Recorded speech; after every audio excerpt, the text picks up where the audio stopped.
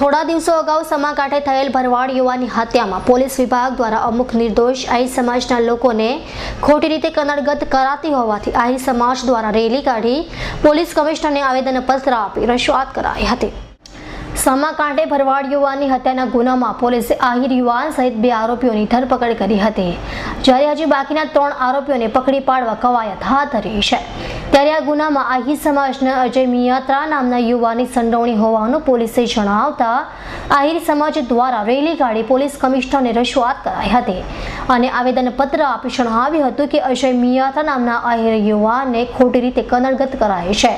અને તેને મૃતક બાબુ મકવાણા કે જે ઈજાગ્રસ્ત ટીડા મકવાણા બેમાંથી એક પણ વ્યક્તિને અજય મિયાત્રા ઓળખતો પણ નથી,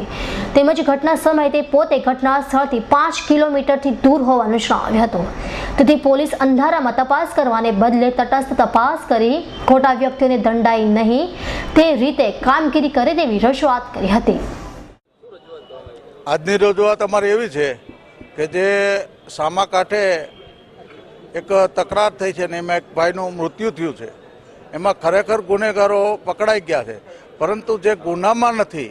અને ગુનાને હારે કાંઈ લેવા દેવા નથી એવી વ્યક્તિનું જ્યારે નામ આવ્યું છે ત્યારે અમારા સમાજને એમ લાગ્યું કે ભાઈ આ વસ્તુ બરાબર નથી। ગુનેગારોને કોઈ છાવરવાની વાત નથી, ગુનેગારો સામે કંઈ કડક પગલાં લે એમાં અમને કાંઈ વાંધો નથી, પણ નિર્દોષોને જે આ રીતે ખોટા નામ કરીને 302માં ફિટ કરવાની વાત છે એના વિરુદ્ધ માટે અમારી આજની રજૂઆત છે।